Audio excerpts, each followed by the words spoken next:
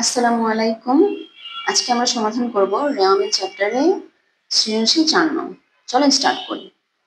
এখানে তোমাদের প্রশ্ন দেওয়া আছে এবং তোমাদের গতে বলা হয়েছে যে রেওয়ামিলে মোট কত টাকা অন্তর্ভুক্ত হবে না তা নির্ণয় করো। মানে কতটুকু অন্তর্ভুক্ত হবে না। তাহলে আমরা বলতে পারি এখানে আমরা চেক করব কোন কোন দফাগুলো রেওয়ামিলে আসবে না। রেওয়ামিলে আসবে না হচ্ছে প্রারম্ভিক ব্যাংক উদ্ধৃত, সমাপনী, মজুত পণ্য। এই দুইটা রেওয়ামিলে আসে না। আমরা সচরাচর বলে থাকি সমাপনী সবকিছুই আসবে রেওয়ামিলে, শুধু সমাপনী মজুত পণ্য রেওয়ামিলে আসবে না। আর প্রারম্ভিক কোনো কিছুই আসবে না, প্রারম্ভিক শুধু মজুত পণ্য রেওয়ামিলে আসবে। তাইলে আমরা বলতে পারি রেওয়ামিলে আসবে না ব্যাংক উদ্ধৃত, প্রারম্ভিক আর সমাপনী মজুত পণ্য। এই দুইটা প্রারম্ভিক, এই দুইটা রেওয়ামিলে আসবে না। তাইলে আমাদের কর ছক হবে বিবরণ টাকা টাকা, আর হচ্ছে ব্যাংক জমা উদ্ধৃত, প্রারম্ভিক আর সমাপনী মজুত পণ্য। এই দুইটা লিখে যোগ করলে তোমার কর অ্যান্সার চলে আসবে। এরপর আমরা খতে দেখতেছি যে আমাদেরকে রেওয়ামিল প্রস্তুত করতে বলেছে। আমি তোমাদেরকে মাথায় বলেছি সমাপনী মজুত পণ্য আর ব্যাংক উদ্ধৃত এই দুইটা এন্ট্রি বাদে সবগুলোই আমাদের রেওয়ামিলে আসবে। তাহলে এই দুইটা এন্ট্রি বাদে সবগুলোকে আমরা রেওয়ামিলে অন্তর্ভুক্ত করব।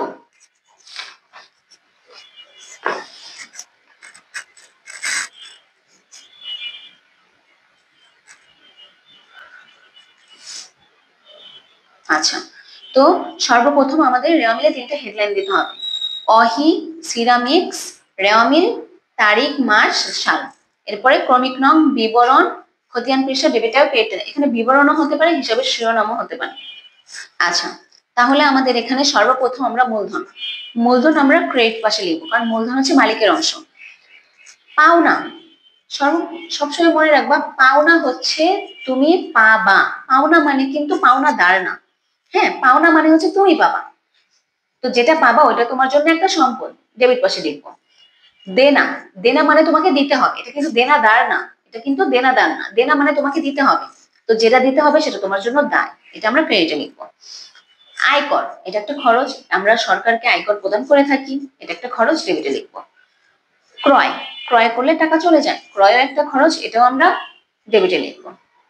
দেন হচ্ছে বিক্রয়, বিক্রয় হচ্ছে একটা আয়, বিক্রি করলে টাকা আসে, তো বিক্রয় হচ্ছে একটা আয়, বিক্রয়কে আমরা ক্রেডিট পাশে লিখবো।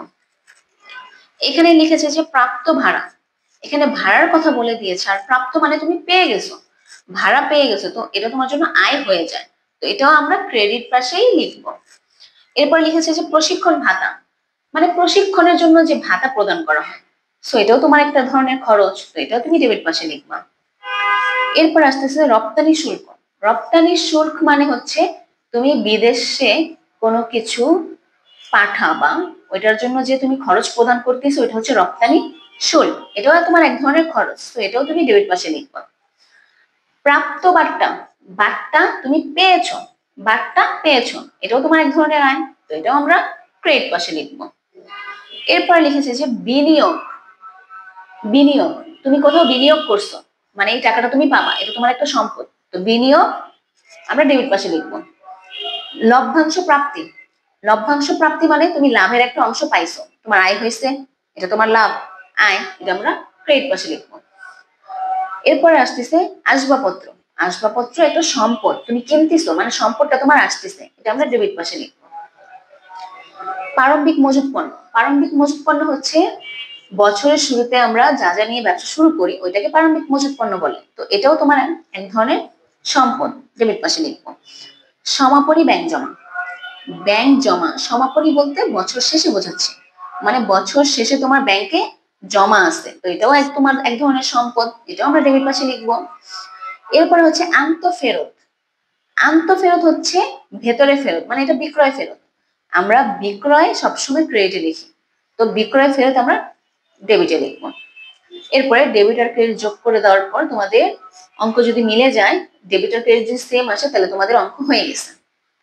এরপরে আমরা গতে দেখতে পাচ্ছি যে এখানে তোমাদের গতে চেয়েছে উপযুক্ত তথ্যের আলোকে মুনাফা জাতীয় আয় ও মুনাফা জাতীয় ব্যয় নির্ণয় করো, মানে তোমাদের এখানে যে এন্ট্রিগুলো আছে ওই এন্ট্রিগুলো থেকে তুমি নরমাল আয় এবং ব্যয়গুলা বের করবা।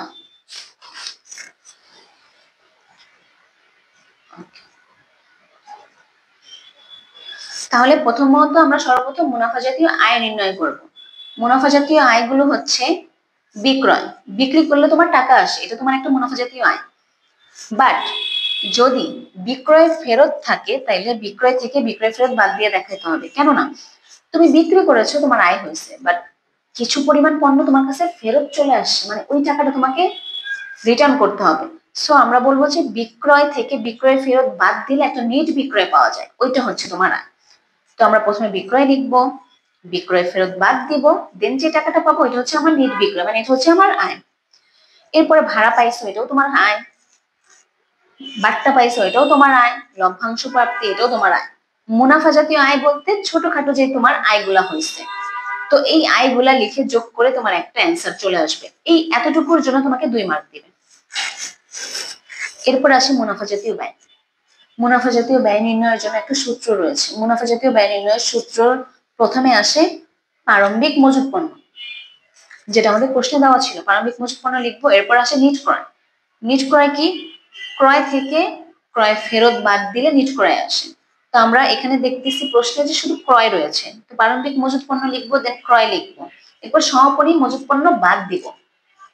ক্রয় লিখেছি, প্রারম্ভিক মজুত পণ্য লিখেছি, ক্রয় লিখেছি, এই দুটো যোগ করার পর সমাপনী মজুত পণ্য বাদ দেওয়ার পর একটা ব্যালেন্স পেয়েছি।